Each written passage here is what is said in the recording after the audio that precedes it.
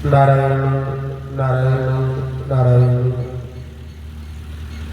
सर्वज्ञ सर्वात्मा परमात्मा के चरण कमलों में कोट से नमन करते हुए भगवान की प्रत्यक्ष वांग्मयी श्रीमद् भागवत महापुराण के चरण कमलों में कोट से नमन करते हुए यत्र तत्र विराजित सभी श्रोतागण भक्तगण और जहाँ तक मेरी आवाज जा रही हो उन सब भूत प्राणियों के हृदय में स्थित परमात्मा की झांकी करते हुए आप सभी लोगों को भी मेरा प्यार भरा जय श्री कृष्ण।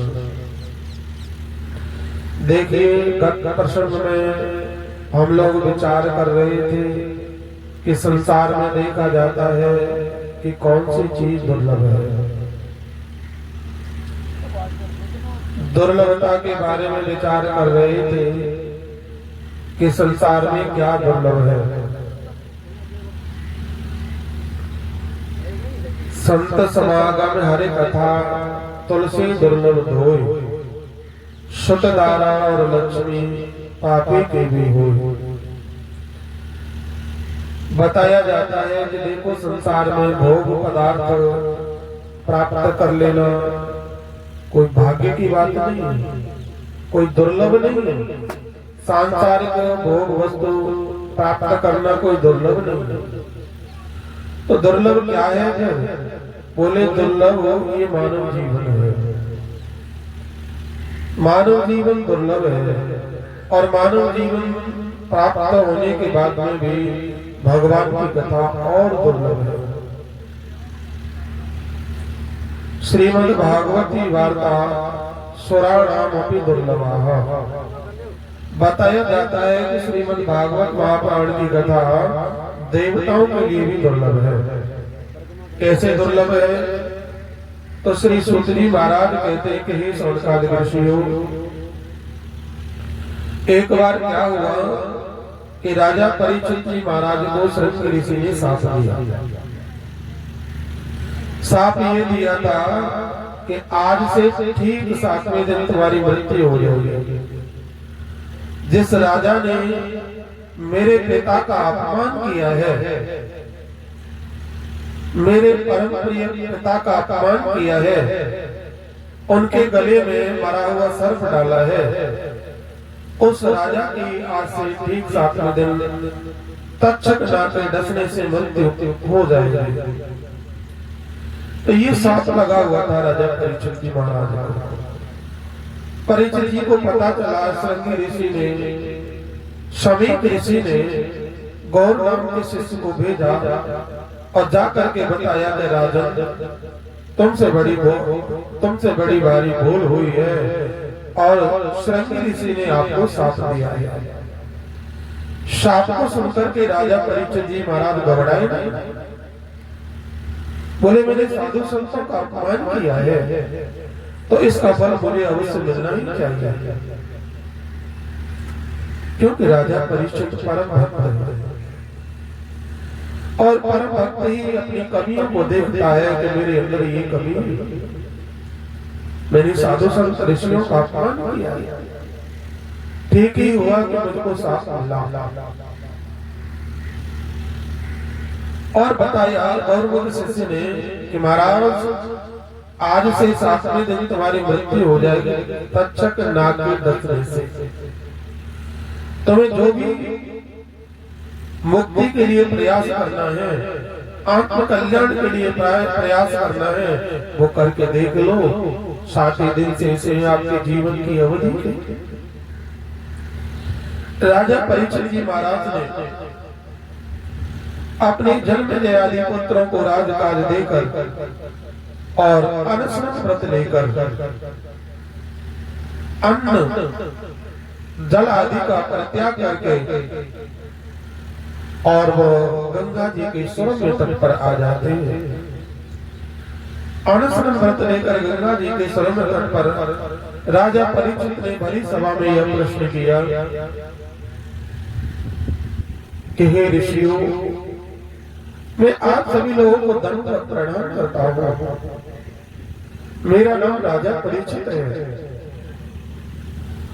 तो मैं ये जानना चाहता हूँ, मेरे हृदय में एक जिज्ञासा उत्पन्न होती है कि ये बात बताओ कि जल्दी मरने वाले व्यक्ति की मुक्ति का उपाय क्या है, क्या करना चाहिए उसे, अपने आत्म कल्याण के लिए क्या करना चाहिए। अब ऐसा प्रश्न राजा परीक्षित ने किया ही था कि वहीं पर देवतागण अमृत का कलश लेकर के आ जाते हैं। स्वर्ग से देवता अमृत का कलश लेकर के आए और राजा जो सुखदेव जी महाराज को प्रणाम किया, सुखदेव जी महाराज को प्रणाम करके राजा देवताओं ने कहा कि हे गुरुदेव, हमने सुना है कि राजा परीक्षित को 7 दिन का साप लगा हुआ है, 7वें दिन मृत्यु हो जाएगी तत्क्षणात् के दर्शन से। तो इस राजा परम भक्त है और ऐसे धर्मात्मा राजा बार बार नहीं आते हैं। जनता जनार्दन का पुण्य जब एकत्रित होता है तो कोई धर्मात्मा राजा प्राप्त होता है। राजा परीक्षित धर्मात्मा, ऐसे धर्मात्मा राजा को तो अवश्य रहना चाहिए। तो हम इनके लिए अमृत का कलश लेकर के आए हैं और ये अमृत का कलश राजा परीक्षित को पिला दे दिए अमृत, और हमें भागवत रूपी अमृत पिला दे दिए। देवताओं ने जब सुखदेव जी महाराज से ऐसा कहा तो सुखदेव जी महाराज राजा देवताओं की करतूत को समझ गए, क्योंकि देवता अपना काम बनाने में बड़े चतुर होते हैं।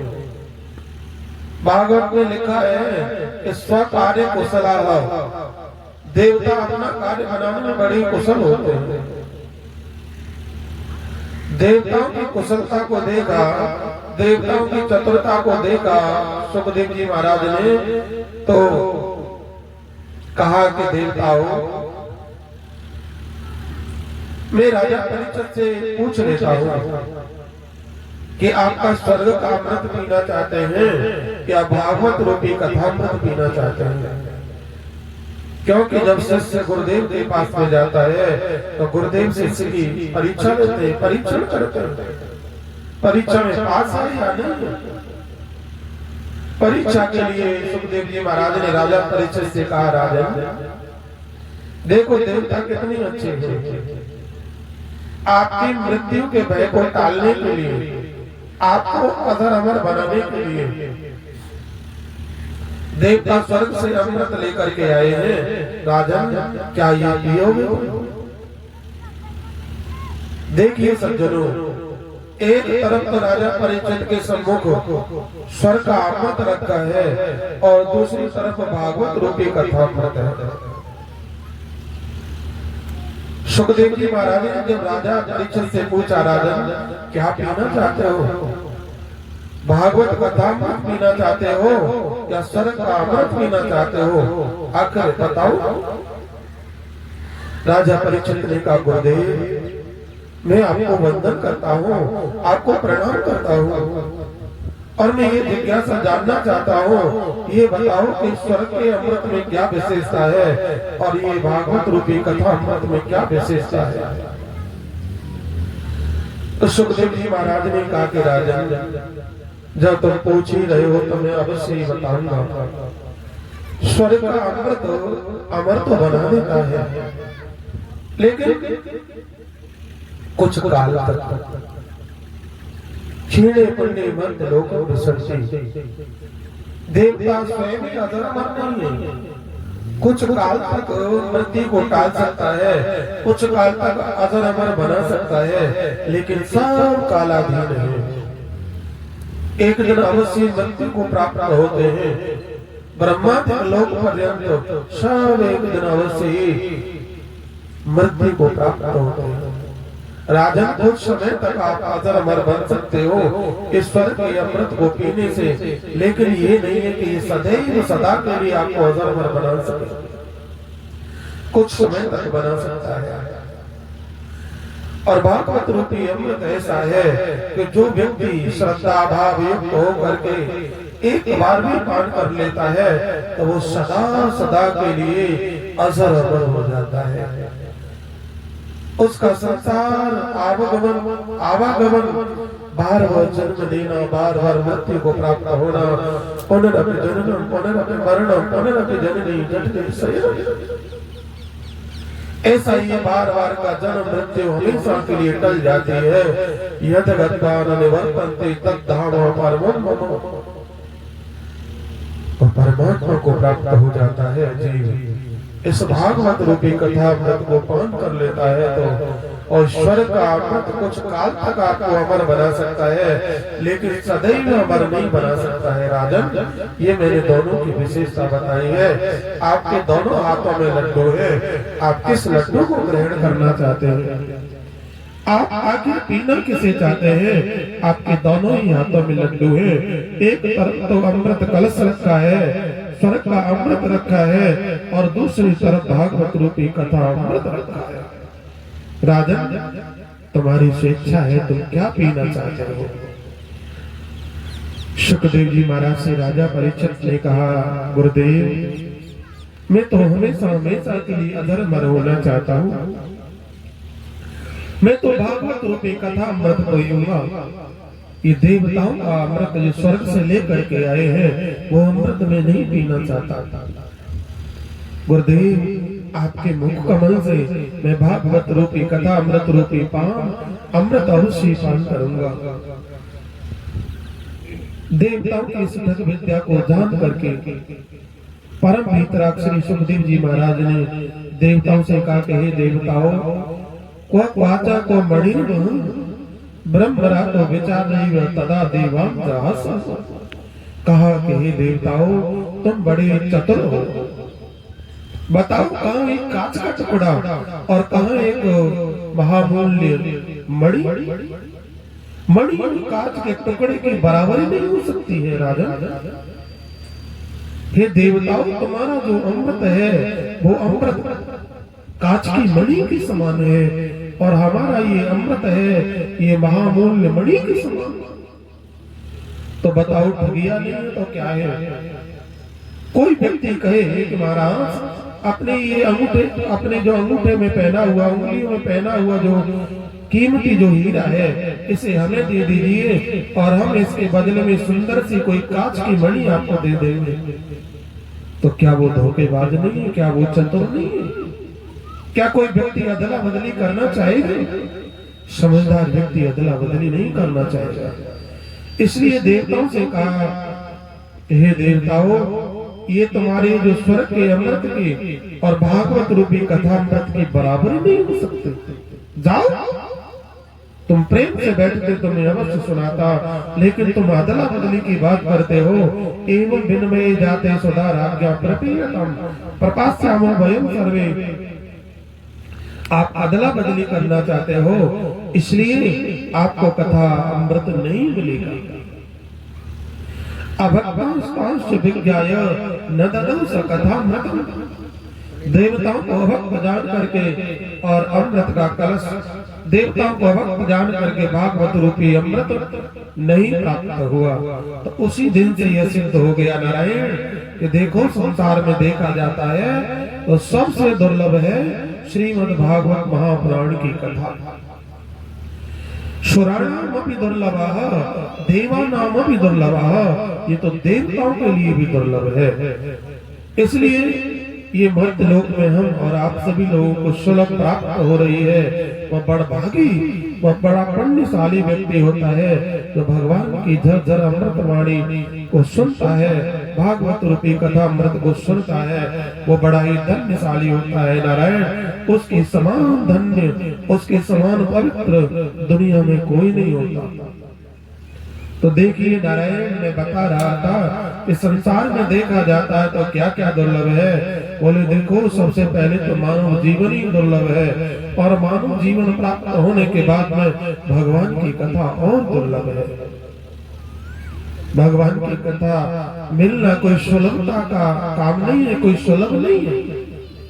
पूर्व जन्म में पुण्य किए और वो पुण्य अर्जित होकर के पुण्य पुंज बना, तब जाकर के ये श्रीमद् भागवत महापुराण की कथा हम और आप सभी लोगों को प्राप्त हुई। भाग्योदयेन बहुजन्म समर्जितेन सत्संगमं च लभते पुरुषो यदा अज्ञान हेतु कृतमो मदांधकार न संविदाहि तदोदयते विवेक। व्यक्ति का जन्म जन्मांतर का कल्प कल्पांतर का युग युगांतर का जब पुण्य जागृत होता है, भाग्य जागृत होता है, तब ऐसा सुंदर अवसर प्राप्त होता है सज्जनों। इसलिए आप और हम सब लोग बड़भागी है, पुण्यशाली है जो भगवान की कथा को सुन रहे हैं। नारायण, जीवन का कोई पता नहीं, क्षणभंगुर है, किस समय पर इसका प्राणांत हो जाए, क्या भरोसा है। इस जिंदगी का साथ देती नहीं है किसी का। जब तक जिंदगी प्राप्त है, शरीर में प्राण है, तब तक हम भगवान की कथाओं का पान अवश्य करते रहना चाहिए। तो सभी लोगों से मैं प्रार्थना करता हूँ, आज श्रीमद् भागवत महापुराण का 7वां दिवस है। नारायण, आज कथा को विराम दिया जाएगा। तो जहाँ तक मेरी आवाज आ रही हो, उन सभी प्रेमी कथा रसिक जनों से निवेदन करता हूँ कि आप अधिक से अधिक जनसंख्या में आकर के पंडाल की शोभा को बढ़ाएंगे और अपने जीवन को कृतार्थ करेंगे। अपने जीवन का भगवान की कथाओं का लाभ प्राप्त होगा, आप सबको जीवन धन्य धन्य हो जाएगा। तो आप सब लोग अधिक से अधिक संख्या में और जो है ठीक 12:30 बजे और कथा सुनने के लिए अवश्य पधारेंगे। जय श्री कृष्ण, जय श्री राधे, श्रीमन नारायण।